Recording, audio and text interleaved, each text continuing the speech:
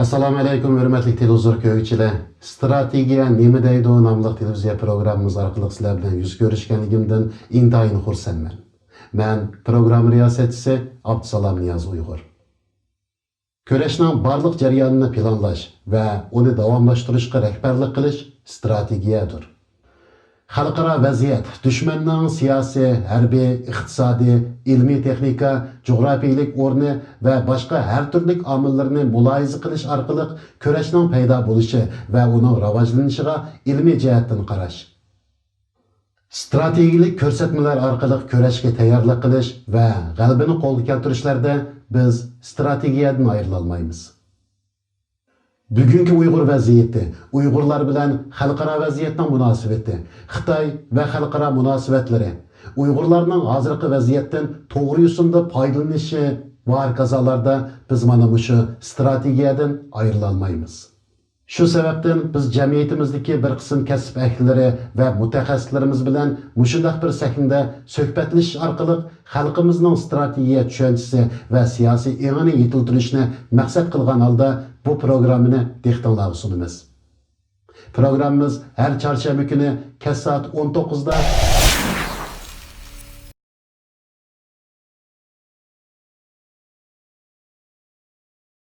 Qadrli ko'rurmanlar, biz bu programmamizni Turkiyada istiqomat qilayotgan Ankara Hacettepe Universiteti o'qituvchisi, Turkiya strategik tushuncha instituti mutaxassisi va shundaqla Dunyo Uyg'ur qurultayining muavir raisi doktor Erkin Akram apandi bilan birlikda olib boramiz. Hurmatli Erkin Akram apandi, programmamizga xush keldingiz. Hoş bulduk.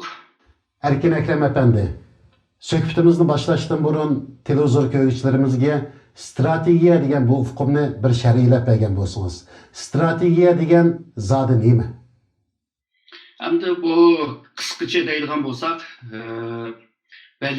belgileyen bir nişanga erishish uchun qo'lindagi bütün imkonlarni ve manbalarni safarbarlik qilishninki san'ati. Bu stratejiyani yaxshi ishlatgan odamlarni strategist deymiz. Bu strategiya tadqiqotni qilganlarni strategiya tadqiqotchi deymiz. Strategiya o'zi bir san'at bo'lsa, buning tadqiqoti bir ilmdir. Yani bu cho'ng devletlerde bir ilim deb üniversitelerde shundaqla magistr ve doktora seviyede bunun dersleri bo'ladi. Men 2012'den itibaren Hacettepe Üniversitede tarih ve strateji deb magistr seviyede bir dersini açkan. Ondan ki doktora seviyede bir klasik askeri strateji düşünce tarihi deb bir ders açkan. Ondan ki Türkiye'nin Milli Mutafiye Üniversitesi var. O üniversitede master ve doktora seviyede stratejiye düşünce tarihi, stratejiye düşünce tarihi deb bir dersim var. Kısa degende aslında ama stratejiye şu hukumcette yani köp xil düşündürüşleme var. Bununki en baştaki yani bu Grek yani konu Hristiyanlıkla de başlaydı bunu. Onunki bu bulup mu Roma vaxtında bu isim hazırkıdaki stratejiyede işitildi ama o vaxtıda generallık deb düşündürdü onu. Yani bir general canını qandaq tutulish uchun kerak bo'lgan hamma nimaning tayyorligi bo'lishi lozim degan bir ma'noda. Bugün biz ishlatgan strategiya ma'nosi 19-asrdan keyin asta o'tirg'a chiqdi va buning bu hukmni naq va hamma odamning qabul qiladigan shaklida bergan hukmni bergan kishi bo'lsa Karl Clausewitz degan bir German. Ama bu hukmni bergan vaqtida İngilizce'de bu hukmni ishlatgani yo'q. Fransiyada ishlatgani yo'q. Çünkü bularning lug'atida o strategiya degan shu kelima yo'q. Onun için Fransiyaliklar buni operasyon degan ma'noda ishlatishga başladı. 19. asrdan ki o'ttirlardan itibaren İngilizce bunu bugünkü biz düşüngen stratejiye deb uqumni olgandan keyin dunyoga yeyilishga başladı. Japoniya shu 19 asrning oxirlarida, Xitoy bo'lsa 20 asrning beshida ishlatishga boshlagan. Bu sohaga kirish uchun bizda qanday bir bilim qurilma bo'lishi kerak? Hamda strategiya boshqa bilimlarga o'xshamaydigan bir tarafi bu kelgusini tadqiq qiladi. Ya'ni bugun nima ish qilsang, kelgusida nima bo'ldi deganni tadqiq qildi. Faqat biz kelgusida nima bo'la oladiganligini pek bilib ketamaymiz. Çünkü vaqalar bir-biriga o'xshamaydi. Bir vaqadan olgan tajribani yana bir vaqada o'xshatishni ishlatib bo'lmaydi. Ammo burungi bo'lgan vaqalardan yakun chiqarib, uningdan olgan tajriba bilan buningdan keyingi qarta nima ish qilsak to'g'ri bo'ladi deganni bir mantiqni ishlatib bo'ldi. Neticede misalga bizningki Sharq Turkistonda şu buğday teriş 3. ayda başlaydı. Ama şu dixan 3 ay 4 aydan keyin şu buğday o'rayman deb biladi buni. Bu 3-4 aylık bundaq bir jarayonda bundaq bir netijaga borganligini nereden o'rgandi bu? Yani dadısından ve çoğun dadısından veya ki başkalarından. Yani tecrübeninki bir neticesi bu. Şundaqla biliqchilar shundaq. Ma'lum ayda dengizga ichilgan vaqtida biliqni chiqarib tutadi, boshqa vaqtida oz tutadi. Shunga o'xshash bu bir mantiqa masalasi. Undaqda birinchi bo'lib o'rgangan narsa tarix hamdi. Tarixda yashangan nurg'un vaqalar va jarayon qilgan qilqil bu vaqalarning sababini aniqlash, sebepten neticeye bağlan o cereyanda nurgun şu amiller buludu, faktörler buludu. Bu faktörler bu cereyanı tesir yetkizgeçken bazen muşu sebepten muşu neticeye varmayız dep digil bulmaydı. Çünkü aşı cereyanda nurgun özgürlükler bokalıdı. Misalga Xitay'nınki Serif Nehri'ni, Huanghe'ni deyilgan bolsak, o şu Çinhay dağlarında küçük bir irik bu. Ama yıkıp denizde tökülgece çoğun bir derya bulup yıkıp mandı bu. Yani küçük irik ahir tökülgen yergime küçük bir irik buluş lazımdı. Ama bu derya bulup yıkıp şu adıdı. Çünkü bu menbeden şu ahir deniz tökülgece bu cereyanda nurgun amiller oldu. Bunun kıtılgan sular oldu. Onun için kenar yerde sular jığıldı. Jığılgandan keyin yani akkan vaqtida çanarak akıdı. Muşnun o'xshash. Bugün egerde kelgusinde muşlar bir nima qilamiz deb egerde nishonni o'ttirib qo'yalsak, aşı nishon qarta bugün nimalarni qilish kerak deganni shu nima savolni qo'yish lozim. Ama egerde şu tarihteki tecrübe bulmay kalsa bu oturup koygan çareler mi işe yarmaydı dep oylaymiz. Onundan başka şu halkaranı yaxşı düşünüş lazım. Çünkü bugünkü dünya bağansılı bu kişiler vatıdı deyimiz bu. Yani münasebetler belki de yıkılışıp git bardı.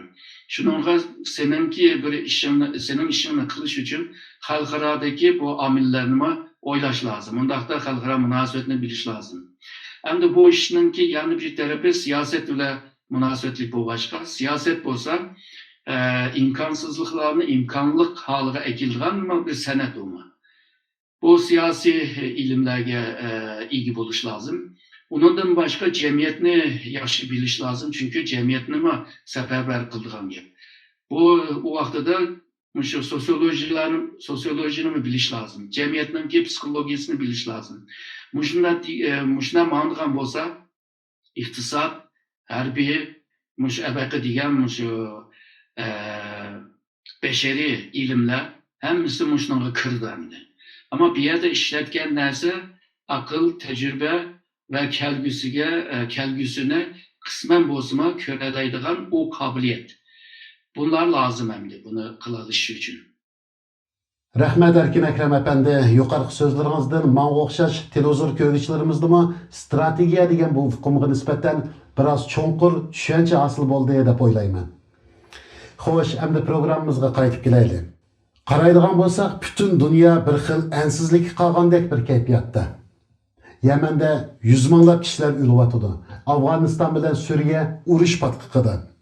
O'tgan yili Bangladeshda musulmonlar qatl qilindi. Bizning vatanimiz Sharq Turkiston bo'lsa, usti ochiq turmaga aylandi. Millionlab Uyg'ur izdiraksiz g'oyib bo'lyotdi. Yili ham necha million Uyg'ur turmada va jazo lagerlarida jon tanishyotdi. Hozir Uyg'urning madaniyati, tarixi, asli vayronchilik uchrab, hayot qilish uchun tirikishayotgan bir vaziyatda turyapmiz. Afsuslanarli ichida shuni deymizki, musulmon ellari va boshqa turkiy davlatlar manfaat uchun bizga qarshi Xitoyni qo'llab bayroq bulanlatyapti. Xitoymi xalqaroning ko'zini bo'yab maymun o'yinlarini davom qilmoqda. Yaqında Amerikaning olgan Xitoydagi Sharq Turkistondagi zulmga yantayoq bo'lgan shirkatlarni qora tizimlikka ilish va kishilik huquq dafsanchiligiga chetishlik amaldorlarga viza cheklamasi qo'yish qarori bizni xushal qilgan bo'ldi. Xo'sh, amsa bugungi vaziyatga munosabatli bo'lgan bir qancha savollarimiz bor edi. Shularni bizga bir sharhlab tushuntirib bergan bo'lsangiz. Birinchi savolimiz: siz 2017 yılı 6. ayda sözlegen leksiyalaringizda Sharq Turkiston strategiyasida kimlikni qo'g'dash birinchi bosqich. Buning uchun oldi bilan o'rtaq kimlik hosil qilishimiz kerakligini, Sharq Turkiston kimligi va Sharq Turkiston Uyg'urlari kimligini qurib chiqishni aytgan edingiz. Bu ikkisining zodi qanday farqi bor? Bu aslında 2003'te Dünya Uygur Kurultayı için yazgan dokladımda da bana esletti bu. Hazır eğer de sen bir devlet kurman deyilgan bolsan, ondaqda sen başta bir xalqara İngilizce degende nation degan bir cemiyetini kurup çıkış lazım. Çünkü xalqaranınki qaydasiga qaraydigan bolsak, sen bir nation bo'lgan chaqda onunkin devlet quralaysan. Misali, Birleşken Devletler Teşkilatı deymiz, Birleşken Devlet deyapmiz. Aslında tilimizga xato kirgan. Aslında Birleşken Nation'dır. Bu yerdeki isim devlet emas. Nation. Ma Türkçe'de Birleşken Milletler de tercüme kıldı. O millet mi emas demdi. O nation çünkü bu şark milletlerde pek işletken bir hüküm emas. O yerden peyda olan bir hüküm emas. Bu şu 1648 yılda Avrupa'daki bu 30 yıllık dini uruşunu tüketkendik ki birlikte kilip bular bir canlı toplusu için bir kilişim kıldı bir yerde. Toktamname şekillendirdi. Bir yerde hem de şu vakti de derebelik devletteydi. Şu Habsburg yaki şu Kutsal Roma degenlerge merkez hakimiyetke bağlanan devletler. Şu Avrupa'daki devletler. Bular bu merkezden kurtuluş için özünün devletininki bir erkin yani nispeten bir imtiyaz ve erkinliğine qo'g'dashga tirishdi. Shuningla bugünkü şu xalqaro munosabatda devletler arasındaki munosabatning şu asosini şu kelishim bilan paydo bo'ldi. Undan keyin bu Fransiyada maydonga kelgan inqilobdan keyin, ya'ni 1789dan keyin undan keyin millatchilik degan bir narsa yuksaldi. Bu yerdagi millatchilik, biz millatchilik deymiz, u yerdami Yevropadami millet yani etnik ve nation degan ikki hukmninki almashtirib ishlatganini ko'ryapmiz, ama yig'ib kelgan chaqda u yerdagi millet nation demektir. Yani 19. asrdan keyin bir nation bir devlet deydigan bir hukm chiqdi. Undan keyin Birinchi Dünya urushidan keyin yana bir hukm paydo bo'ldi, o'zining taqdirini o'zi belgilash. Yani bu şu sömürge astidagi, mustamlika astidagi xalqlar mustaqilligini e'lon qila oladigan haqmi tonildi shunda. Bular hammasi yig'ilib kelib bir nation bir devlet qura oladigan haqni qozongan bo'ldi. Bu xalqaro qonunlarda bo'libmi Birleşken Devletler Teşkilatı'nınki asas qonuni deb qo'yaylik, asas nizomnomasida bu bekitgan. Shuningla bu Osmanlı Devleti dek, Osmanlı Devleti bilan beraber bo'layotgan Avstriya, Avstriya, Hungariya imperiyasi degandek devletler de köp milletler vardı. Bularma bizmi nation, bizmi devlet kurumuz deb shuningla imperiyani yiqitdi. Bu iqlim Xitoyga bordi. Xitoy bu iqlimni 1861'de ondan keyin aram to'niyalaydi buni. To'nigan chog'dimi buning qandaq nimaligini tushunmay, Xitoymi bu nation deganimi shu 1903-yilda o'z vaqtida Xitoyningki olimlaridan birisi Yang Chichou'ningki maqolasi bilan va qolganlarningki maqolasi bilan birga chiqib, oxiri Xitoy buni nationni Hanzu, ya'ni Han millati demadi. Buni Junhua Minzu deb aylantirdi. Yani Junhua Minzu ularningki nationdir, Hanzu ularningki etnik ismdir. Yani bu xalqaradimi müşta bir qoida bo'lg'ashqa, davlatlar hammasi bir nation bilan o'tirib chiqyapti. Misalga Fransiya degan vaqtida Fransiya aşı bütün milletlerinin ismi emas, aşı bütün milletlerini hammani temsil qilgan bir isim. Misalga Germany deymiz, Germany'ma bütün xil ig'izda Germancha gap qilgan jamiyatlarni bir yerda tutib turadigan, ularni bir ideyada tutib turadigan bir isimdir. Misalga Amerika'mı shunda. Amerika coğrafya isim bilan, territoriya isim bilan Amerikada yashayotgan man xil millatlarni bir yerga tutyapti. Ama bazı devletler boshqacha buni to'g'ridi. Misalga Türkiye bo'lsa, etnikdagi Türk nima nation deb ism qo'ydi. Nation qilib ishlatdi va nationning qarshiligida ulus deb ishlatdi. Hem de ulus bizningki kona Uyg'urlarningki adı bo'lsa ishlatib kelgan bir hukum aslında hozir ishlatmagan bilan. Shuning bilan nationning qarshiligi bu nima ulus bo'ldi, ama o isim etnikten ilinğaşqa bazı Türk bo'lmagan xalqlar deydi o devletninki milletning ismi Türk bilan etnikdagi Türk o'xshash bo'lg'ashqa bu Türkçüler deydi, nation'daki Türk mi men, yani etnikdeki men mi, aşırı nation'daki Türk deb oturup çıkandan keyin Türk bo'lmaganlar, yani Türk milletten bo'lmaganlar deydi. Bunda olsa biz aşırı nation'daki Türk emas deydi. Bunda ahvallar şu etnik isim bilan qo'yilgan devletlerde hem muşlaq problemler çıkıdı deb o'ylayman. Misalga O'rta Osiyodagi nurg'un devletler mana shunday bir isim bilan qo'yg'ashgan. Yani yig'ib kelgan chog'da bizning Sharq Turkistonda nima ish qilish lozim deganda, bizda tarixda ikki qatim bir cumhuriyet kuruldu. Hem her ikisi territoriya bu nation hukumini ishlatgan. Yani etnik isimni ishlatmagan.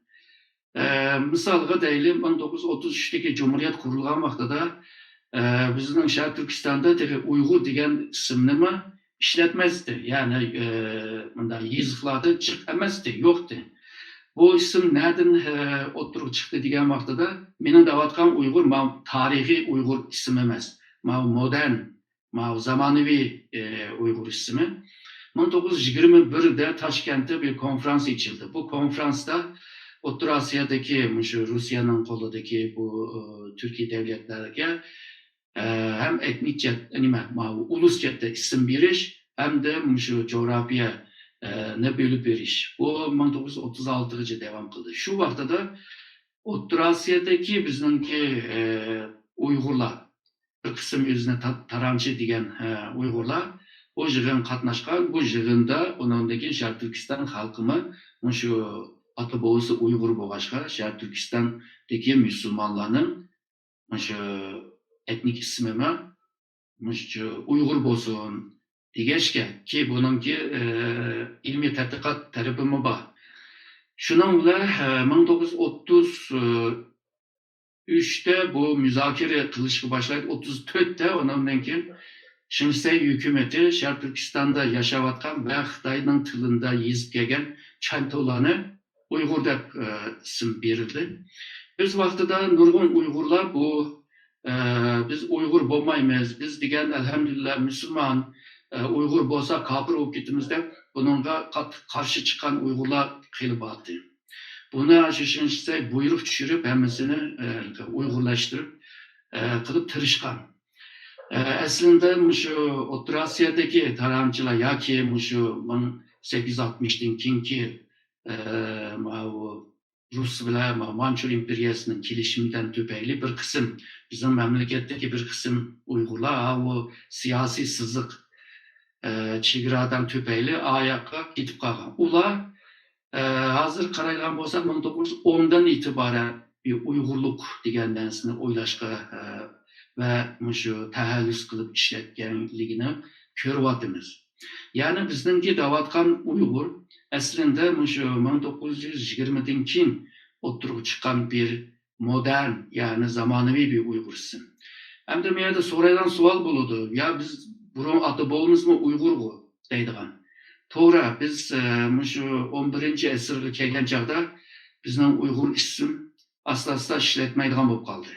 Chunki musulmonlikni qabul qilgandan keyin bu yerda ummatchilik oldi planga chiqdi.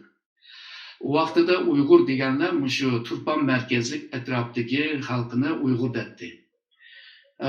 Shu 13-asrga kelgan chaqda hamda Uyg'ur ismini tepishma qiyin asarlarda. 15-asrdan Alisher Navoiyning asarida shu Uyg'ur ismini tepishma qiyin, Türk ismini, umumiy Türk ismini tepishma qiyindir. Chunki bu tarixda bu ismlar yo'qoldi. Misoliga shu 1914gacha bir hikoya var. Yani bu Aksu'ga kelgan bir chet ellik bir Uyg'urdan so'raydi. Sen qaysi millatdan degan vaqtida men Qashqarlik deydi. Ya ben senin tug'ilib cho'ng'igan yerini so'rmadim desa, elhamdülillah Müslümanım deydi. Ya ben dini kimlikni so'rmadim. Misoliga Manchurlar bor, Mo'ng'ullar bor. Sen nima desa, o'ylanib ketib, oxiri deydi, men Chantuv deydi. Yani Xitoycha Chantovni ishlatgan gap. Yani u vaqtida men Uyg'ur deydigan hukm yo'q. Misoliga 1934-ki birinchi oylarda u vaqtidagi Cumhuriyetninki reisi Angliya podshohlikka xat yozdi. Xat yozgan vaqtida manda boshlaydi. Biz Sharq Turkiston Chantovlarninki reislari deb boshlaydi. Xo'ja Niyozninki talimatı bilan yozilgan bir xatda. Yani Xo'ja Niyozninki vaqtida ben Uyg'ur deydigan gaplar yo'qdi. Xitoylar qo'ygan Chantov degan ismni ishlatganligini ko'ryapmiz. Shuningga bu 33dagi Cumhuriyetmi Sharq Turkiston toprog'ini territoriya bir ulus, yani nation ma'nosida ishlatgan. Bu 44dagi Cumhuriyetni e'lon qilgan chaqda yanıla shu Sharq Turkiston territoriyani asos olgan. Her ikki Cumhuriyetninki amaldorlari qaraydigan bo'lsak, yani hammasi Uyg'ur emas, boshqa millatlarmi bor. Demek ki bizningki ata-bobamiz cho'nglar shu Amerikaningki ma'nosida, yani territoriyani asos qilgan bir nation tushunib davlat qurganligini ko'rsatgan bo'ladi. Hamda nurg'un Uyg'urlar deydi, biz degan rayon degan bizning Uyg'urning bu. Shuningga Uyg'uriston bo'lsamdi deb. Ammo bu yerda Xitoylar 1955da bu yerga avtonom rayon qo'ygan vaqtida Uyg'urlarningki ham huquq jihatdagi hem huquq jihatdan hem de icraat jihatdan Uyg'urlarni pasifize qilib etdi. Yani acizleştirdi. Qanday deganda, misoliga Şinjan avtonom rayondaydi. Şinjan Uyg'ur avtonom rayondaydi. Şinjan bo'pti territoriya Xitoyninki deyishchi, ammo u yerdagi Uyg'ur yolg'izlar bir qalpoq bo'lib, yolg'izlar bir yomg'irlikdek bir narsa bo'lib qolgan. Chunki o qalpoqning to'yiniga qaraydigan bo'lsak, Qozoqlar, Mo'ng'ullar, Qirg'izlar degandek, ularga hammasini Sharq Turkistonga bo'lib qo'ygan.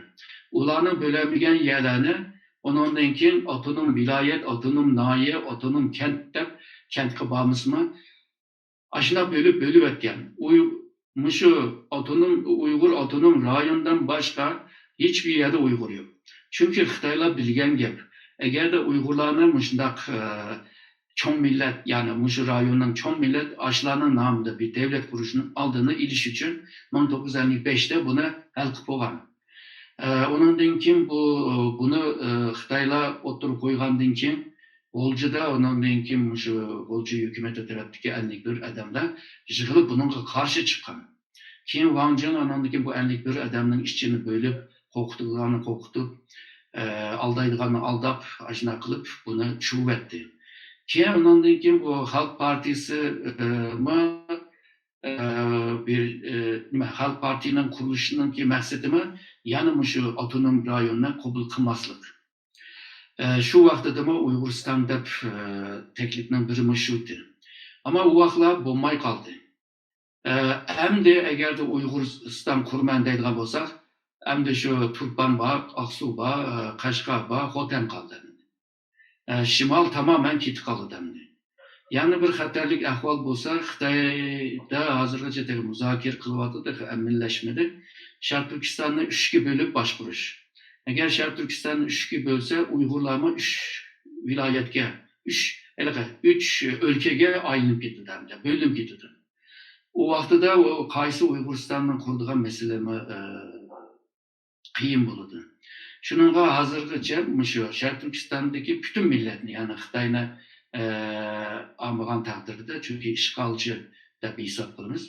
Ularni Xitoyni olmagan taqdirda Sharq Turkistondagi butun millatlar bir nation, ya'ni hammasi Sharq Turkistonlik bo'lib, Sharq Turkiston nation bilan xalqaro sahnaga chiqish lozim. Chunki avval dedim, G'arbda paydo bo'lgan va dunyoga yayilgan davlat qurishning qoidasi nation bilan qurishdir.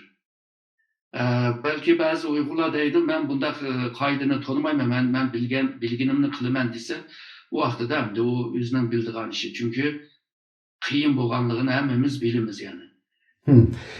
Siz yana Sharq Turkiston da'vosi uchun xalqning kimligi, qimmat qarashi va mafkurasiga munosib bo'lgan bir yetakchi ideya bo'lishi lozim ekanligini ta'kidlagan edingiz.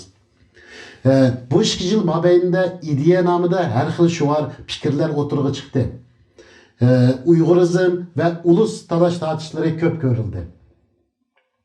Bu ikkisining qaysi Sharq Turkiston da'vosi uchun yetakchi ideya bo'la oladi? Va yoki bu ikkisi siz aytgan Uyg'ur kimligi va Sharq Turkiston kimligining yana bir xil ifodalanishimi? 2003'te men yozgan o strateji dokladda bu ideyanınki muhimligini o'tirib qo'ygan. Ama qandaq bir ideya bo'lish lozim deganni o'tirib qo'yamagan. Chunki bu bir qiyin bir mesele. Çünkü bunda bir ideyani qo'yish uchun cho'qim jamiyatni yaxshi bilish lazım. Bizning jamiyat Uyg'urlardan iborat emas. Yani Sharq Turkiston deydigan bo'lsa. Onundan keyin bizning Uyg'urlar degan vaqtidami, g'oljilik, Uyg'urlashqanlik, Uyg'ur degan vaqtidami, Uyg'urlarmi biz bir-birimizni yaxshi bilib ketamaymiz. Tegi yangi bu yutvazlikdan azroq qutulib, bu ulus seviyedeki, yuqori seviyedeki bir kimlikni yasab chiqyapmiz degan. Yani bizningki Sharq Turkistonda men degandek Xitoy shu ko'p sondagi Uyg'urlarning boshchiligida Sharq Turkiston davlati qurmasin deb oldini olish uchun qo'lidan kelganini qilyapti. Shuningga bu Xitoyma qo'rqadigan narsa Uyg'ur davlati emas, ya'ni Uyg'ur davlati deydigan gapni demaydi Xitoy. Xitoyning deyotgan gapi Dongtu, ya'ni Sharq Turkiston degan gap. Sharq Turkiston ismi shu 33 va 44dagi Cumhuriyet bilan birlikda buningga siyosiy ma'nomi kirdi. Shuning Sharq Turkiston degan vaqtida bu bir mustaqillikni talab qilgan bir harakat deb tushundi Xitoylar. Endi buni oldini olish uchun boshda shu Uyg'urlarni bir parçalı itiş lazım. Bunların kimliğini buzub itiş lazım. Yani sosyoloji ilimde bunu kimlik krizi deydi. Bu kriz yaşanğan vaxtıda seninki bir devlet kuruşununki imkanı yok. Çünkü devletini ilan qilgan bile şu xalqaro sistem ve tüzüm seni kabul qilish lazım. Mesela Tayvan mı bir devlet ama onu devlet deb kabul qilmaydi. Şimali Siprus mu bir devlet ama onu devlet deb kabul qilmaydi. Ondan keyin bu boshqurishda mag'lubiyatga uchragan davlatlar degan davlatni yerim qilib qabul qildi. Misolga Shimoliy Koreya, misolga Iran degandek. Shuningga bu menla e'lon qilib olsam bo'lmaydi, menla e'lon qilib olsam bo'ladi deydigan bir gap yo'q. Endi bu hamma nima yig'ib kelgan chaqda shu kimlikka bog'landi. Kimlikda hamda o'rtaq til, o'rtaq kultur, o'rtaq diniy e'tiqod va o'rtaq rayonda yashash örf-adetler o'xshash va shundaqla ishlab chiqarish jihatdan bir o'xshashlik bo'lish lozim. Agarda bu muqim bo'lgan vaqtida, bu kimlik muqimlashgan vaqtida undan keyin siyosiy, iqtisodiy va shundaqla xavfsizlik jihatdagi bir haqnima talab qilishga to'g'ri keldi. Ya'ni misolga sen bir kimlikga ega bo'lgan va buni qonun yo'llari bilan, qonun moddalari bilan qo'llangan vaqtida seninki siyosiy, iqtisodiy va xavfsizlik jihatda, hatto diplomasiya jihatda sening bir haqqing bo'ladi. Endi bu haqni shu bir qonun bilan yezish lozim. Bu vaqtida shu qonun bilan qo'llangan vaqtida bu kimlik undan keyin muqimligini barpo qilgan bo'ldi. Bu muqimlikdan keyin andan keyin mustaqillikni e'lon qilishga bir haq qozongan bo'ldi. Misolga Kataloniya deyli. Kataloniya mustaqil bo'lishni xohlaydi va tirishyotdi. Ammo bo'lmayotdi. Qonun jihatda, xalqaro qonun jihatda uni qo'ydigan bilan, ammo shu yashayotgan davlat va Yevropa Birligi siyosiy jihatda unga imkon bermayotdi. Demakki, bir davlatni e'lon qilish uchun en başta bir kimlikni muqimlashtirish va ya mustahkamlashtirish lozim. O mustahkamlashgandan keyin undan keyin davlatning e'loni undan keyin paydo bo'ladi. Ya'ni unda bir imkonlar paydo bo'ladi. Shuningga bu kimlikni qo'llab qilish uchun nurg'un bir tushuncha, ideyalar paydo bo'lish lozim. Misolga qanday bir ideya bilan, qanday bir so'z bilan biz shu millatlarni bir yerda tutalaymiz. Birliktelik bo'la olamiz. Endi biz jamiyatni aniq bilgan taqdirda u vaqtida bu osonlashadi. Biz jamiyatni, misolga biz Sharq Turkiston nation deb tushunyapmiz. Undaqda qolgan Mo'ng'ullar nima o'ylayotdi? O Shivalar nima o'ylayotdi? Tunganlar nima o'ylayotdi? Qanday bir hollari bor? Mandaq desak, ular bizni qabul qilamdi. Bizningki fikrga, ideyamizni qabul qilib, agishib kelamdi degandek mushta masalalar bor. Boshda buni chiqarish uchun chuqur sotsiologlar yaxshi ishlab buni o'tirib chiqara olsa, natijani chiqara olsa, u vaqtida siyosiyonlar undan keyin va shundaqla qolgan ilm odamlari o'tirib buni chiqarib bo'ldi bu ideyani. Endi ideya yetakchi bir ideya. Bu xuddi tashkilotda nizam bo'lgandek, ideya bir xil ma'naviy nizamdir. Bu nizamga bog'langan odam va shundaqla o'ziningki ma'naviy jihatdan desak, bu o'zini qurbonlik qila oladi. Moddiy deydigan bo'lsakmi, vaqtini, pulini va kuchini, aqlini qurbon qila oladi bu ideyaga kirgan odam. Agarda bu ideyaga kirmagan bir odam u vaqtida foydasi bo'lsa qiladi, foydasi bo'lmasa qilmaydi. Bundaq ahvollarni nurg'un millatlarninki shu davlat qurish jarayonida ko'rdik bundaq shaxsiyat tipdagi insonlarni. Endi bu ideyani o'tirib qo'ygan taqdirda bu ideyani tushuna oladigan, idrok qila oladigan bir qobiliyat lozim. O qobiliyat bo'lsa angdir. Angni yolg'izla o'qisala paydo bo'lgan bir narsa emas.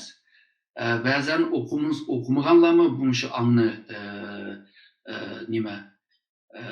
tushunadi, bu angni qabul qilgandek bu angni ishiltalaydi. Misolga deylik, Chingizxon hech bir xat tanimadi. Ammo ang yuksak bo'lg'achqa cho'ng ishlarni qila oladi. Ya'ni bizningki zag'ir tilida g'araz bilmak. Ya'ni bir yaxshi narsa bo'lsa, bir fikr bo'lsa, buni tushunib olish, idrok qilish va shundaqla bunga ergishib, buni gavdalantirish uchun texnik tirishish degan gap hamda. Endi bu ideyani hamma odam tushunib ketolmaydi. Ma'lum xalq qismi tushunolmaydi. Undaqda nima lozim deganda, milliy mafkura lozim. Milliy mafkura degan, ya'ni sen bir Sharq Turkiston millati yoki Uyg'ur millati bo'lsan, shu Uyg'ur millati degan vaqtida bir qancha omil bo'lish lozim. Ya'ni shu faktorga, shu omillarga uyg'un bo'lganlar Uyg'ur deymiz yoki Sharq Turkistonlik deymiz. Deydigan narsa lozim. Yani mındak değil, birisi bir gayreti bir iş qilib qo'ygan bo'lsa, ya bu ishing hech Uyg'urlarga yoqmaydigan ya da Uyg'urlarda ko'rinmagan yot bir narsani qilding deydi. U vaqtida undagi milliy birlik qurilishga boshlaydi.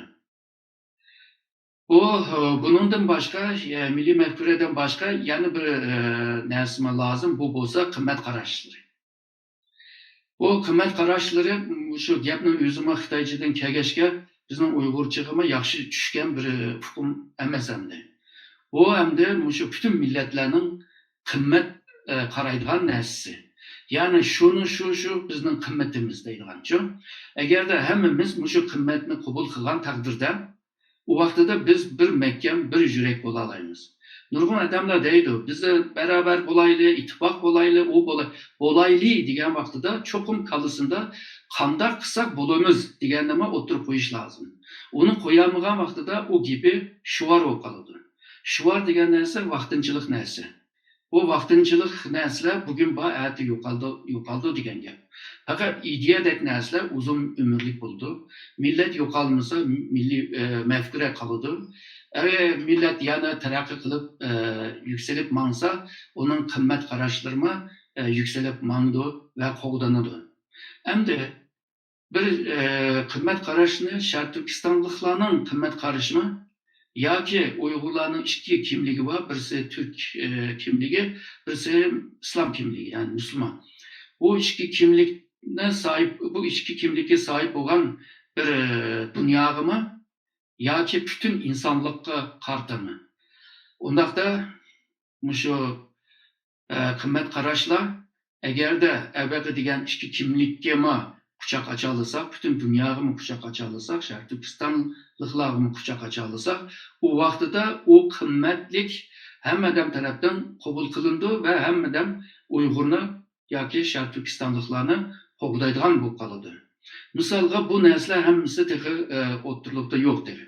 Sen bir devletni kurman degan bir ideyan bo'lsa va bir nishonni qo'ygan bo'lsang, başta ma'nosini hal qilish lozim. Yalnızla strateji plan emas. Hazır strateji planını o'rlashtirish qiyin, ama onu o'tirib chiqarishma yani bir imkonlar bo'ladi. Misalga 2003'te biz 3 bosqich bilan mustaqillik yo'liga ma'miz deb 3 bosqichga olgan. Misalga birinchi bosqich shu başta Uyg'ur, ondan keyin Sharq Turkiston kimlikni qo'g'dab qilish. Ve ikinci bosqichda bu kimliklarni qonunlar bilan qo'g'dab qilish. Ebemen degan mustahkam holiga ekilish. Üçüncü bosqichda ondan keyin mustaqillikni e'lon qilish. Misalga shu 3 bosqichda qildigan nurg'un ishlar bor. Ama birinci bosqichni deyli, misalga chet eldagi tashkilotlar bilisizlar, memleketin işçideki dava bilan chet eldagi davoninki mohiyati o'xshamaydi va uslublarimiz, shakillarimiz o'xshamaydi. Chet eldagi davo bo'lsa, elitlarning davosi, ya'ni sarxillarning davosi. Chunki ular ilmi bilan, aqli bilan va ilmi bilan shu boshqa davlatlarni qoyil qilish va shundaqla xalqaro bir kun tartib yaratib, bir vaziyatni yaratib, Xitoyga bisim ishlatib, bu mustaqil yo'lini tizlashtirishdir. Ondaqda seninki nurg'un shu xalqlarga yoqadigan mustaq gap so'zing bo'lish lozim. Ya'ni abaqiman degan qimmatlar bo'lish lozim. O bo'lishlar ondan keyin o'zingga bir tarafdor yig'alaysa va seni qo'llaydiganlarni ko'payib ketadi hozir. Hozir misolga chet elda qildigan birinchi bosqichda chet elda qildigan ishlarninki 3 nishon bor. Birinchisi davoni xalqaroviylashtirmak.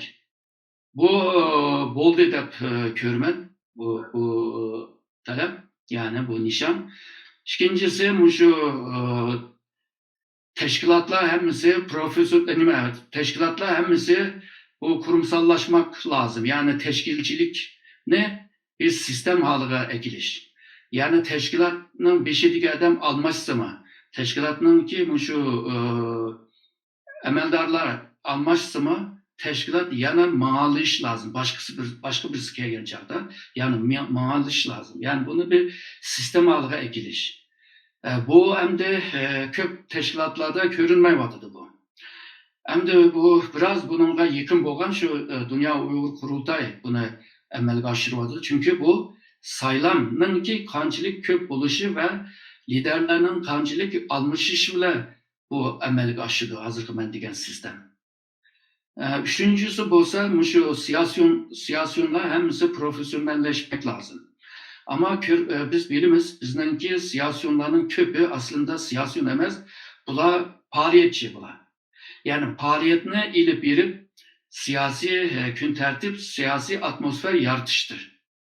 Ama siyaset başka bir nersemdi. Şununla siyaset ilip barmen digenlerimiz siyasetten malumatı buluş lazım. Ama bunda görünmeye vatıdı. Bulup mu? Şu davanın dünyanın siyasi merkezge ötkenden keyin Birleşken Devletler Teşkilatı'nda müzakere kılgandan keyin ve şundakla 20 nece devlet ile 50 devletinin arasında talaş tartışıldığan bir meselege aylanganını görüyatımız Uygur meselesini. Yani dünyaga iki bölüyatımız. Misalga öz vaxtında Şarkı Timur hakkında 22 devlet ile 50 devlet dep ayrılmadı. Misalga Filistin için mi bundak bir ahval bop bakmadı?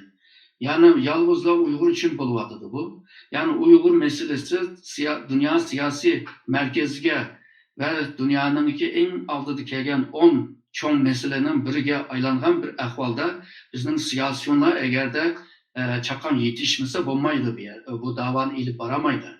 Yani birinci baskışının ki bir kısmı tüydü o, bir kısmı tüydü. Şunda o zaman buldu biz nimede şu Münih'te Milli Kengayişini jığını açkan. Yani bütün teşkilatlar hemisi birbirine yardım kılıp, birisinin kamçılığını birisi toluklap, hep birlikte hareket kılışını müzakere kılgan.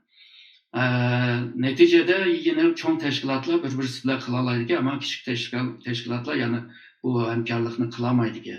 Bu hem maddi cetten hem bu insan yetişken insanın bu azlığı ve şundakla idiye cetteki bu kamçılıklardan tüpeylip buna emelge aşıramaymadı. Yani bizge siyasyon lazım. Bunun için siyasetçiler lazım bizge. O vaxtda da siyasetçiler birinci baskışını tüketip ikinci baskışını emelge aşıralaydı. Eğer de aşıralıgan takdirde onun için bir ümitini kögülü buldu. Ama oturlukta nurgun adamlar manda kılıvetimiz, anda kılıvetimiz de devadı duyuyor ama nurgun adamlarıma egişivadıdı. Mağluka her kandak bir malının ki bir kargo müşteri vadeydi deydi ama Türkiye'de. Şununla hazır bir hıl kalamkançılık mı hazır? Yani esas ideya nima, esas yol nima, yol haritamdı.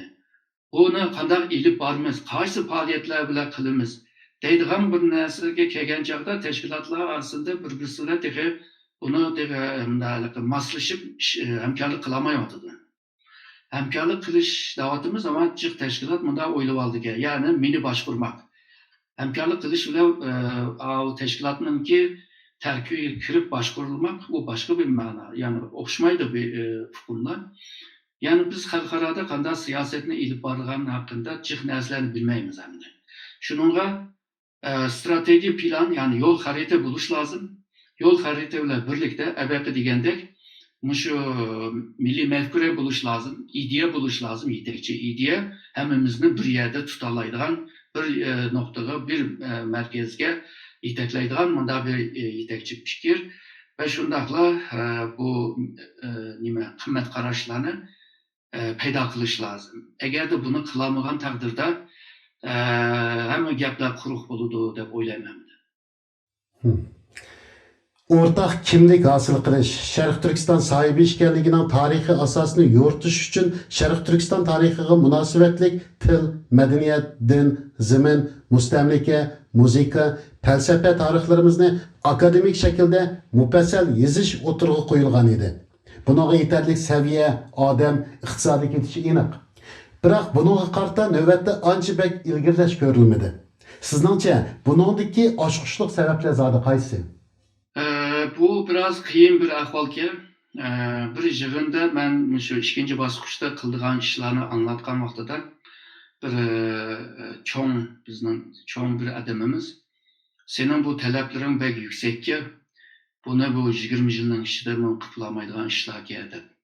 Bu qildigan ishlar nima deganda men shu bultuqi Milliy Kengash yig'inida 1,5 soat anlattım. Bundan keyin qildigan ishlar, siyosiy ishlar, avasili degandek, madaniy ishlar, kültürel ishlar degandek. Hammani tafsili anlattım.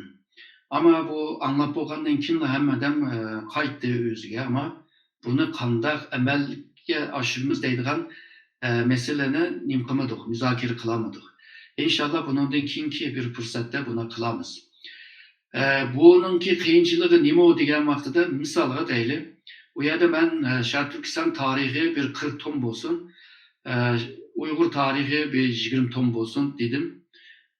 Nurg'un adamlar dedi, qanday bo'ladi, ya'ni 5 tomni yozamaymiz, qanday 20 tom veya bu 40 tom bo'ladi deb. Buni yalnızla Uyg'ur yozmaydi, ya'ni Uyg'urlarning sirtidagi adamlar yozalaydi. Hamda bununla maddi mesele kırdı. Bir yerge pul lazım hem de. Nima üçün Şarkı Türkistan tarihi bu 40 tom bundan moyun buludu degende, sen Şarkı Türkistan'ın üzerinin vatanın, milletimden yaşayan ana yurdu veya kendi kanının tökülgen yeri ve 135 yıl şu Şarkı Türkistan müstakillik hareketinde bu toprakta nurgun yıkılgan kanlar var. Bununla sahip çıkış için sen çokum üzerininki nokta nezerde objektif bir şekilde bir Şarkı Türkistan tarihinde hacimlik, yoğun kitaplarını yazış lazım. Sen bunu yazmışsan halklarınınki, o rayonunki ezelden beri Xitay'ınki de aşına düşündü. Çünkü Xitay'ınki küçük boğaçka onu teşvik kılalaydı onu. Şununla birinci mesele adam belki köp yok. Ama şu 11 sentyabrdan keyin Şarkı Türkistan bile kızgıdığan bir nurgun chet ellik ne demekçimen nurgun adamlar payda bo'ldi. Nurgun şu O'rta Osiyo tadqiqotchilari Şarkı Türkistan'ni tadqiq qilishga boshladi. Nurgun Şarkı Osiyo tadqiq qilganlar Xitoyni tadqiq qilgan bo'ldi. Mayli Xitoyni tadqiq qilsin, mayli Şarkı Türkistan'ni tadqiq qilsin, Şarkı Türkistanliklarninki tarihi şu zeminninki alaytligi, coğrafyası degandek, iklim degandek hammani tadqiq qilyotdi. Hatta Uyg'urlarninki şu müzik, naqsha ve kinolari degandek shu sahalarga kirib yozayotdi. Ondan keyin shu keyingi 20 yilning ichida nurg'un dissertatsiya yozilib ketdi. Avrupa'da, Amerika'da misolga deylik, 1949'dan 1980gacha agarda 12 tane 12 dissertatsiya yozilgan bo'lsa, hozir 70-80 dissertatsiya yozilyapti hozir. Tabii Rusça'da ya da başka tillarda yazıldı mı bilmeyim. Yani tizlishyapti. Demekçi bunun bazen de biz yazamızsak mı xalqlar yazıdı. Fakat xalqlar yazgan vaqtida bir Şarkı Türkistanlıkdek yazmaydı. Çünkü Şarkı Türkistan tarihini Xitaylar yazıp beryapti. Bizning xalqlarimiz şu Xitayning yazıp bergan Şarkı Türkistan tarihini o'qiyapti. Misolga deylik, şu İctimai Fanlar Akademiyasininki Şinjan tarihi, Şinjan'ın kıskaça tarihi de 3 tom kitap var. O kitapның bütün 3 tom kitapını varaqlaydigan bo'lsam, u yerda %80 Xitoy. Endi Xitoyning Şarkı Türkistan tarihi. Misolga Liu Zhixiao deydigan bir Xitoy var, Uyg'urchami biladi. Buningki yozgan Uyg'ur tarihi var. Birinci betdan oxirgi betga izlab yiqilgan %90'ı Xitoyning Şarkı Türkistan tarihi. Yani Uyg'urlarninki ve Şarkı Türkistanliklarning o'zining shundaq ideyada bo'lgan bir tarix texi yozilmayapti. O'z vaqtida Turg'un Almaz azroqla shu nuqta nazardan yozishga boshladi, ama o odamga bergan zulmlar, qiyinchiliklarni hammamiz bilamiz endi. Shuningga bu moyun bir narsa bu Şark Türkistan tarihi ya da Uygur tarihi.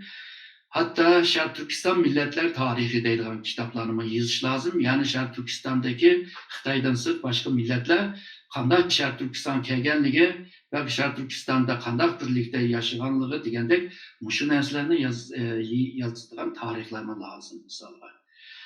Şununla bununla birincisi adam ikkinchi kelgan chog'da dedim puldur. Çünkü pulu bilan boshqasiga yozg'iza olasiz. Misol bir pul olgan chog'da mishda bir lazım. Misalga deyli, ben bu uzun yıldan beri o'ylanib kelyapman. Sharq Turkistonning mustamlika tarihi deydigan kitap. Bu rayon mustamlika qilingan bir rayon ama tarixten beri Xitoyninki emasligini isbot qilish lazım. Yani bunu hem de bizningki vaqtimiz, kuchimiz u bu bo'lmagandan keyin agar pul bo'lgan taqdirda bulupmu şu keyingi 200 yıllık tarihini yaxshi bildigan, yani Sharq Turkiston tarihini yaxshi bildigan şu chet ellik mutaxassislar ko'paydi. Ularmi yoza oladi buni. Yani bu projekti qilib buni yasab, ondan keyin aşılarga yozilgan taqdirda asta bu kitaplar ko'paydi hamda. Hem de bu kitap yazgan vaqtida to'g'ri yozish nayta muhim. Hem de to'g'ri degan narsa, hem de insonninki o'zininki qimmatlik bir hukm bu. Yani qimmat qarashininki bir hukmi. Men to'g'ri degan narsani balki Amerika to'g'ri demaydi. Men to'g'ri deganni balki Rusmi to'g'ri demaydi. Ama ularning to'g'ri deganini balki ben xato deyman. Nima degan narsa to'g'ri bo'ldi deganda haqiqatdir. Yani biz nimishki bilim o'rganamiz? Çünkü hakikatine ügünüş. Hakikatine qanchalik to'g'ri ügensek, bu dünyani qanchalik to'g'ri ügensek, bu vaqtida onandaki bu dünyadan qanday foydalanishni bilamiz. Eğer de biz şu dünyani tonigan seri Allah'ını mı tonigan bo'lamiz ki olimlar Allah'ını aram toniyalaydı degan gapmi? Bu oyatmi? Aşı ma'noni chiqirdi. Shuningga bu ilimning yo'li bilan to'g'ri narsani yozgan taqdirda ilm degan vaqtida metoddir, ya'ni metodoloji. Bu nayta muhim bir narsa, chunki Xitoydami yo'q, bizga kirmagan. Bu ilmiy maqol degan gap ilmiy metod bilan yozilg'achqa ilmiy maqol deymiz. Bizning yozgan maqollarimizning ko'pi ilmiy bo'lmag'achqa, cho'qim maqolamizning oldiga ilmiy maqola deymiz. Muhokama degan bir gap bor. O muhokama şu ilmininki bir uslub hamda. Onunga şu ilmiy muhokama yig'ini deb mundaq gaplarni deb ketamiz. Demek ki bu yerda bir problem var. O ilmini cho'qim ketishninki bir sebebi var. Demek arka tarafta ideologiya turayotganini ko'ramiz hamda. Bu Xitoyninki tadqiq usuli va Marksizm tadqiq usuli. Onunki metodolojisi yalnızla Marksizm bilan qaraladi ve Marksizmdan sırt başka bir ko'z qarash ve başka bir xil metodni ishlatmaydi. Undaqda bir xil narsaningki neticesi bo'ldi. Bu neticeni dünya qabul qilmaydi. Metod bilan yozilgan vaqtida dunyo qabul qiladi. Shuningga yozgan vaqtida ilmiyat tarafga ahamiyat berishma muhim. Yani yig'ib kelgan chog'da sizlar degan o savolga yani bir adam lazım, mutaxassislar lazım, alimlerimiz lazım ve ikincisi bununla maddi destek lazım. Vatan ichida qattiq besim ostida turibmi millatimizning kimligini saqlashga doir nurg'un esil xizmatlar ro'yobga chiqqan edi. Chet eldagi ziyolilarimiz bu vaqtda mas'uliyatdan beshini tortyapti qandaq? Sizningcha ziyolilarimiz navbatdagi oltin fursatda qanday ishlarni qilishi kerak? To'g'ri, bu millet yalnızla hozirgi bu zulm emas. Tarixda Şinse'nin zulmini ko'rgan, Manchur imperiyasininki zulmini ko'rgan. Ashunda turuqliqma nurg'un bizningki yigitlar o'tirib chiqqan, qahramon ziyolilarni o'tirib chiqqan. Gerçi onlar baldur tugab ketdi, ya'ni hukumatninki, zolim hukumatiningki shu qiyin qistak yöntem uslublar bilan. Ama ularning qoldirib qo'ygan miros hozirgacha Uyg'ur xalqining ichida shu sahiplenib devam qildiryapti. Bu millet shunda bir hasleti boğaşka, işte isil bir erdemlik boğaşka bu millet bugünküçe yaşavatıdı. Eğer de bu millette aşında kıymetli adamlar bulmasa ki bunlar sani az olurdu. Bulmasa bu millet tügep gitişinin ki ihtimali pek yukarı bulurdu. Hem de işçidekilerinin ki bazılarının ki değmen de diyemeyen, kılımen de kılamayan işine çeteldeki Uygurlar depiriş lazım ve kıpırış lazım. Bunda kılgan takdirde onundan ki halkımızdan ki şu cevher olan halkımızdan ki ideyasını, düşüncesini çetelge mi tanıtkan bulumuz ve çetelde mi onun ki düşünce ve maksatını mı qoğdap kalgan bulumuz. Yani çetelde işçi eğer de bir-birisiyle üzülüp kalgan bolsa münasebet.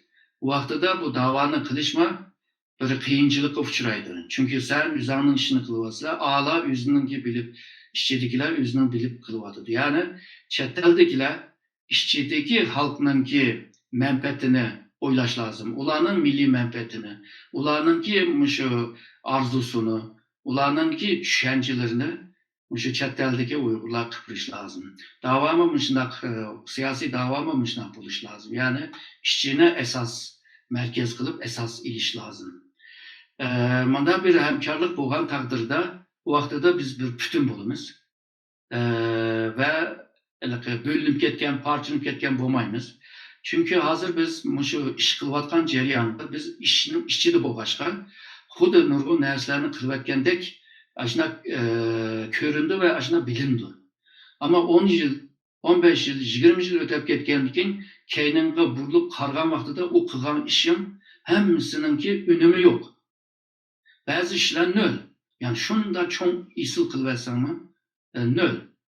Ondakta kılgan işimiz nöl olması için onu çokum başta çok bir ideyemiz buluş lazım. Yani kılvatkan işimiz umumi strateji planının parçaları buluş lazım. O parçalar hançılık köp iş kısa o merkezde jığılıdı ve merkezde jığılgaçka çok bir iş ayrıldı. Hazır bu umumi bir strateji planını bulmagaçka ya da strateji yol haritası bulmagaçka hemmeden özününki bilgen yolda desep ve önümsüz işlerine kıpit vardı. Belki hazır bu nurgun Uygurlar hap buludu, ben digenim onda şıkıldım, 20 yılımını muşnonga kaçıldım diye iş mümkün. Ama 100 köpetiş nöl, tandır nöl. Yani 100 işini kılıversen mi, eğer de o umumi bir davaya bir paydası bulmayan takdirde, ondakta o kılgan işin nöl oldu demdi. Bu naiti reyimsiz bir ahval bu. Çünkü hayatını belki bu davaya verdin ama kılgan işinin ki neticesi nöl olan vaxtıda bu pek ikinişlik bir ahval. Şununla Allah bizge akıl vergen, onu işletti. Şununla biz akıl işiltimiz, metot işiltimiz ve mentiklerini işiltimiz davanı ilip bir işqa töpü koş toğur kildi. Jığıp kelgen çağda bir keng uzun müddetlik ve keng dairelik bir davanı ilip bir iş lazım. Misalga dava degen nemu degende dava aslında tar halda degen vaxtıda vatanımızın ve halkımızın ki mevcudiyetini oğda kılış ve şundakla vatan ve milletinin ki terakkiyetini berpa kılış. Ama buna dikime biraz kenarek deydiğen bolsak, bizninki gayemiz, gayege karta oturup koygan nişanı emelge aşış için oturup koygan strateji planı ve strateji planı emelge aşış için mangızıvatkan siyaset ve politikanı, şu tötünü hemisini jıkkan takdirde bu bizim davamız bolu demdi. Bu davanın ki sırt kanatı var, iç kanatı var. Bu her ikisi birlikte birbirini toluklaydıgan halda birlikte hareket kılmak lazım. Siz yakınki bir söhbetinizde Milli Davanın 100 yılda bir keldigan altın fursatga duch kelayotganligi, bu fursatni cho'qim ching tutishimiz kerakligi to'g'risida so'zlagan edingiz. Ko'pincha xalqimiz aksincha hozirgi dunyo vaziyati va milliy da'voning taraqqiyotiga qarata past pozitsiyada turmoqda. Bulubmu jazo lagerlarining taqalmaydiganligi, o'tmish tarix Xitoyning xarakteridan qaraganda chet ellik va o'zimizning tadqiqotchilar tarafidan bir necha qatim o'tirib qo'yildi. Bu ikki xil ko'z qarashni qanday jamlash mumkin? Bununki bir qancha sebep var menimki o yakuni o'tirib qo'yishning sebebi. Birinchisi hozirgi dunyoninki tuzumi, sistemi buzilyotidi. Bu nima degan gap deganda, misoliga bir shirkatda tuzum chin bo'lsa, o shirkatda sen o'zingga bir foyda olamaysan. Misoliga bir davlatning qonuni chin bo'lsa, qurib olgan shirkatining tapovitini hammani davlat hisob qilishga jiq pul topamaysan. Ama qonunlari aciz bo'lgan, shirkatninki nizomi aciz bo'lgan yerda o'zingning manfaatiga ancha-muncha bir narsalarni olalaysan degan gap. Yani xalqaro bir tuzum vardı 45 yıldan beri başta paydo bo'lib, undan keyin kuchlanib hozir o tuzum cho'g'liyotidir. Cho'g'lagandan keyin nima paydo bo'ldi deganda, shu krizis paydo bo'lgandek nima fursatmi paydo bo'ldi. Krizisdan shu fursatni tutalagan millatlar üzüp chiqalaydi. Tarixga qarab baqsaqmi, nurg'un millatlar davlat qurish jarayonida yoki bir shirkat qurish jarayonida yoki boshqa bir ishlarni qilgan chog'da mushunda bir qaylamqonlik o'tirib chiqqan vaqtida fursatni chin tutib olgan gap. Ama fursatni chin tutish uchun boshda ideyajetdan tayyor bo'lish lozim. Bizde bir makal temsil var, talay nerede dese dokumanlaydı deydi. Aslında şu tayyor bo'lgan adamga fursat kelib qolgan chog'da buning bir neticesi bo'ladi. Agar tayyor bo'lmasang, bu fursat sana kelsa, o yiqib ketib qoladi. Yani bu tayyorlik degan nima deganda, abayman degandek bir strategiya plani bo'lishi lozim, yo'l xarita, undan keyin abay ko'p jakaladi. Bu yerda milliy mafkuradan qimmat qarashgacha bunlarni hammasini o'rtaga chiqish lozim. Shuning fursat kelgan hammatla shu yetakchi kuchlar hamma shu fursatni tutib, hamma harakat qilaylik degan vaqtida shu qisqa bir zamon ishi, sekundning ichida hamma vaziyatni o'zgartirib kelib bo'ldi. O'zingizki mushkul ahvolingni boshqa bir ahvolga o'zgartiraysan. Shuningga hozir dunyo birinchisi hozirgi dunyoning tuzumi buzilyotdi. Kim güçlük olsa şu canını sorayman davadadı. Hazır başlap ketdi hazır bunda ahvallar ko'ryapmiz. İkinci bir ahval Xitoy yükselyapti. Xitoy yükselgandan keyin hamda dunyoninki hegemoniya kuchi, birinchi kuchi bo'lgan Amerika bilan hamda to'qinishdi hamda. Hozirdan boshlabla tijoratda ko'ryapmiz. Mana bu texnologiya jihatdagi urushni ko'ryapmiz. Ertaga rayon xarakterlik va xalqaro munosabat saviyadagi ba'zi yirikliklar dokunuşluklarını görüşke başlayımız. Yani Xitayga qarta g'arbliklarninki bir narazılığı var, bu bo'lsa qimmat qarashlari. G'arbninki demokrasiya, kishilik huquq, tengbarobarlik, muhitni qo'g'dash, erkin fikr berish va erkin matbuot degan vaqtida Xitoy bunga qarshi chiqyapti. Undaqda shu ideya jihatdimi, shu qimmatlik qarash jihatdimi, qimmat qarash jihatdimi, shu nima g'arblar Xitoyning kima yani bir jidal chiqadi. Uchinchisi Xitoyning yuksalishi bilan atrofdagi qo'shni davlatlarni rahatsız qiladi. Bular endi Xitoy kuchlangandan keyin bizga nima ish qiladi, bizni qandaq bizga qarta qandaq siyosatni ilib boradi, bizga qanchalik bir ziyon beradi deydiganni o'ylaydi endi. Buni xalqaro munosabatda xavfsizlik iklimi deydi buni. Bunda bir ahvolda Sharq Turkistonliklar uchun bir fursat paydo bo'ldi deganim shu. Bunda fursatlar ko'p bo'lmaydi. Yani 100 yılda, 50 yılda, 70 yılda aram bir buludu endi. Hazır shu Sharq Turkiston meselesi xalqaro meselesiga aylangan bir taqdirda ve g'arbliklarninki bir qism davlatlar mayli inson haqlari, demokrasiya jihatdan qo'llasimi, ama bir xalqaroninki bir tonilgan bir kuchga aylanyapmiz. Shuningga bu boshqalarning kuchini qanday foydalanish meselesi bor bu yerda. Yani ularning qo'llashini qanday qo'lga tushirish degan masala bor. Va shundaqla Sharq Turkiston masalasini ularningki ichki va tashqi siyosatninki bir tarkibiy holiga egilish kun tartibga kelyotidi. Bularni hal qilish uchun aqlli qadamlarga xalqaro siyosat, xalqaro munosabat, xalqaro qonun, xalqaro tijorat deganlarni bildigan, sohalarni bildigan odamlarga ehtiyoj bor. Hozir biz yolg'izlar Uyg'ur deb eslayapmiz. Hatto Sharq Turkistonliklar bo'lsalar, mayli Mo'ng'ul, mayli nima Qirg'iz, Qozoq bo'lsin, bularni biz ishiltish lozim. Ularga biz Sharq Turkistonning davosini qilyapmiz. Sening taqdirini aloqador qiladigan bir masalani qilyapmiz deb. Ularni yetmasa, undan chet elliklarni bu ishga selishga tirishish lozim deb o'ylayman. Agarda biz keng ko'ra olsak, qo'sqimiz keng bo'lsa, yuqori bir yerdan tövanga qaraydigan bo'lsak, abaqi tor ko'z qarashlarni yengalaymiz endi. Shuningga bu ishlarni, ya'ni fursatni tutib olish degan masala kelgan chog'da meningki biroz ansirishim bor. Chunki bu fursat yana tarixda bo'lgandek ketib qolarmi, uchib ketarmi deydigan bir ansirashim bor. Chunki hammanglar bilasizlar, shu siyosat deganlar, shu kun tartib deganlar bugun paydo bo'lsa, erta yo'qolib ketadigan bir narsa. Lekin muqim turmaydi bu.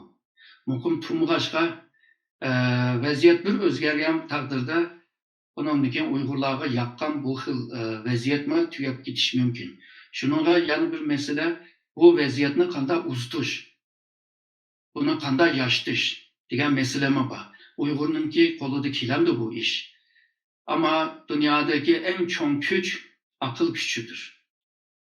Shuningga bu harbiy jihatdan, iqtisod jihatdan, jo'rafiya jihatdan, nüfus jihatdan, har jihatdan kuching bo'lsa-mu, agarda aqling bo'lmagan taqdirda, ya'ni qarshindagi odam sendanmi aqli chiqqan vaqtida, o zaman futuriysan. Undaqda aqlli Uyg'urlarga nayt ehtiyojimiz var. O'ylaganlar ham o'ylari cho'qim rasional bo'lish lozim. Qilgan ishi hamsi aqlininki natijasi bo'lish lozim.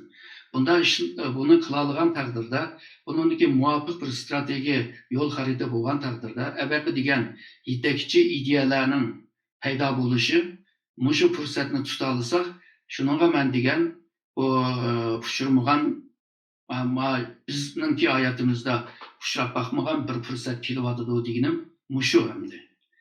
Ammo sizlar degandek, hozirgi Sharq Turkistondagi bisimlarni ko'z tutib turib, o yerdagi zulmlarni ko'z tutib turib, biz aslida eng qiyinchilik vaqtini yashayapmiz deganlar bo'lish mumkin. Undaqda 1933dan avvalgi 3 yillik bir tarixni o'qib olsa va shundaqla shu 1941dan 44ning orasida Sharq Turkistonning tarixini o'qib olsa, u vaqtida Uyg'urlarningki shundaq qattiq qiyinchilik yashayotganligini, mayli bu iqtisod jihatdan bo'lsin, siyosiy jihatdan bo'lsin, hammasida bir zulm bor. O zulmning natijasida hammasi jumhuriyat qurildi. Shuningga turkchada hammaningki bir yaxshi tarafimi bo'ladi deydigan bir gap bor, xayrlisi deydi. Shuningga masala qargan chaqda ham bu manfiy jihatni qargan chaqda musbat jihatga qarash lozim. Har ikki tarafni bir butun tushunchaning ichida elib berish lozim deb o'ylayman ideya jihatdan. Milliy davoyimiz garchi yuksak hissdoshlikqa erishgan, xalqaralashgan masalaga aylangan bo'lsa-mu, hali ham kishilik huquq kategoriyasidan chiqib ketolmadi. Eng ko'p ovoz berayotgan Amerika hukumatimi Uyg'ur kishilik huquq qonun loyihasini ma'qullash oldida turyapti. Hamda 28 Xitoy korxonasiga embargo yurgizganligini jakoladi. Bu Uyg'ur krizisiga qarta ilingan tunji va birdan-bir amaliy qadam hisoblanadi.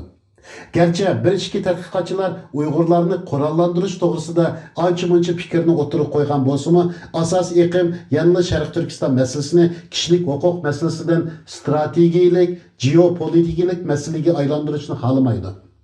Undaq bo'lganda bizning da'voyimiz qachon kishilik huquqdan geopolitikalik va strategiyalik bosqichga o'tadi?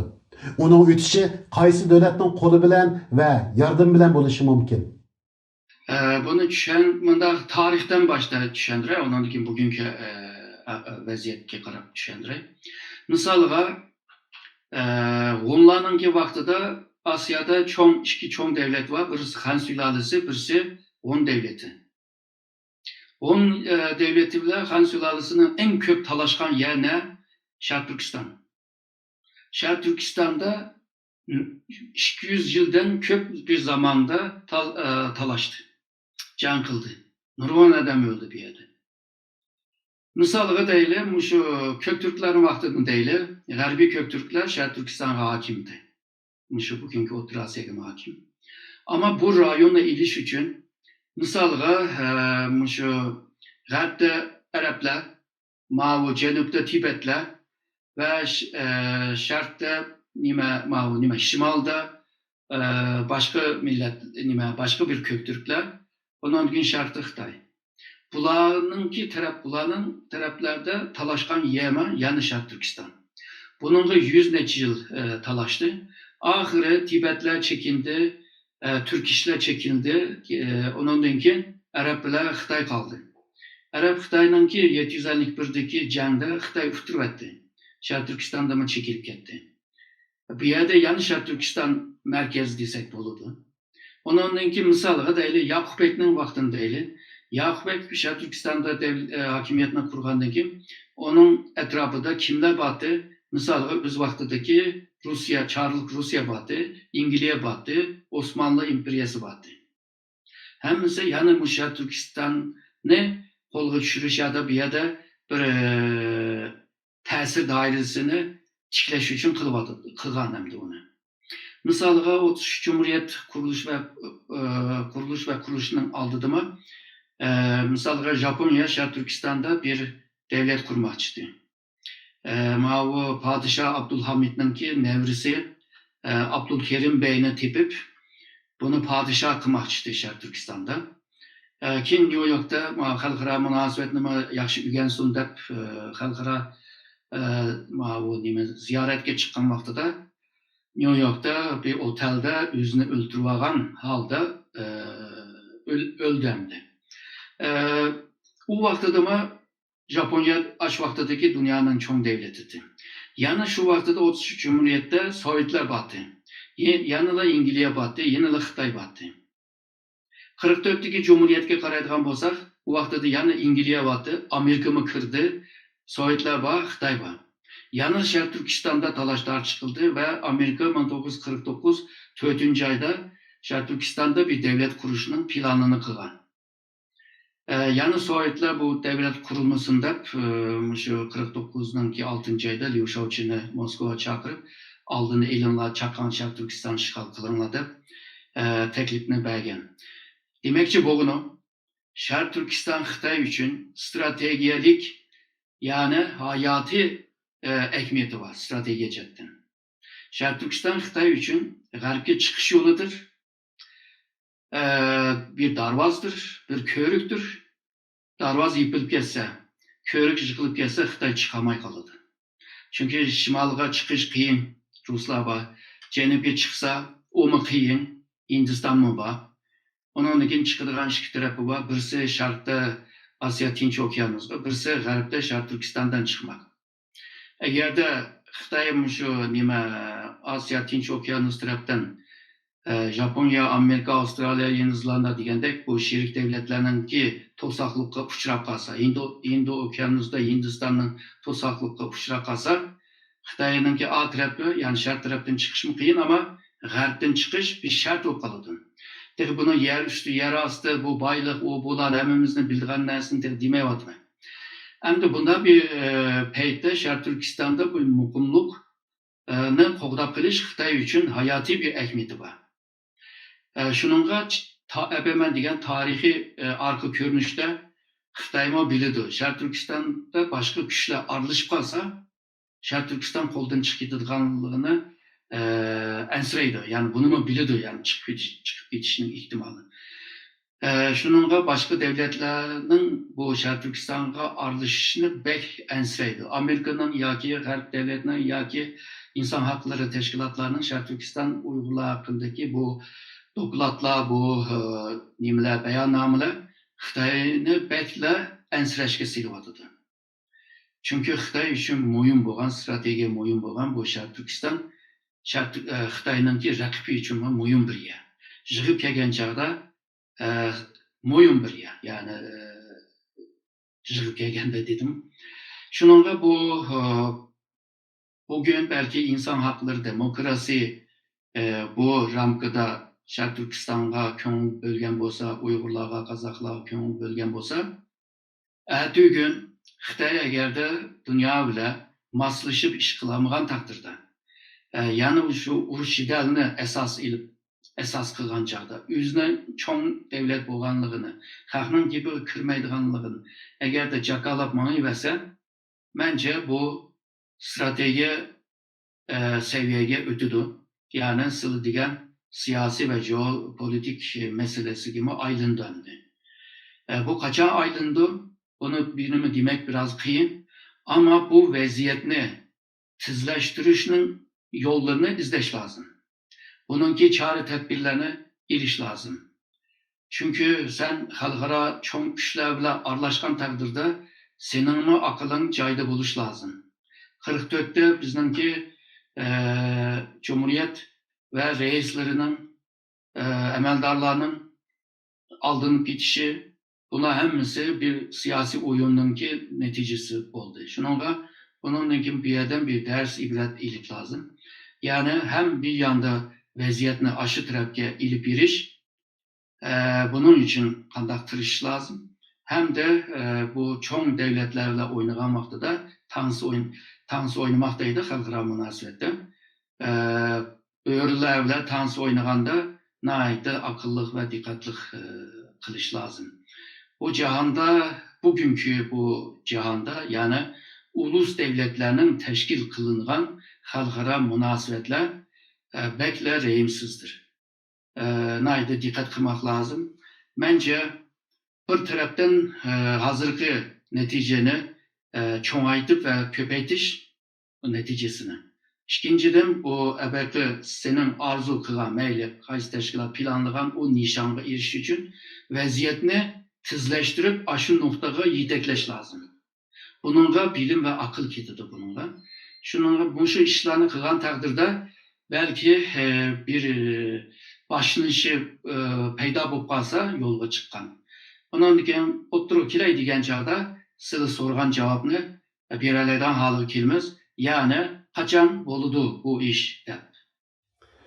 Kıymetli cevaplarınızga köptün köp rahmet Erkin Ekrem Efendi. Muş program orqali siz bilan qayta yuz ko'rishganligimdan ve bu programni siz bilan birlikte boshqarish fursatiga erishganligimdan intayin xursandman. Ahirda televizor ko'rishlarimiz ve shundaqla barliq xizmatchilarimiz nomidan sizning programmamizga qatnashib berganligingizga chin ko'nglimizdan rahmatimizni bildiramiz. Rahmat sizga. Ben rahmet etmem. Birincisi sizlerinki bu kuruluşunu tebriklayman. Çünkü biz kişini bir yerge yıkan takdirde o kişiler israf olmaydı. Kişiler takılıp gelse bu vaxtıda ben degen nöl oldu.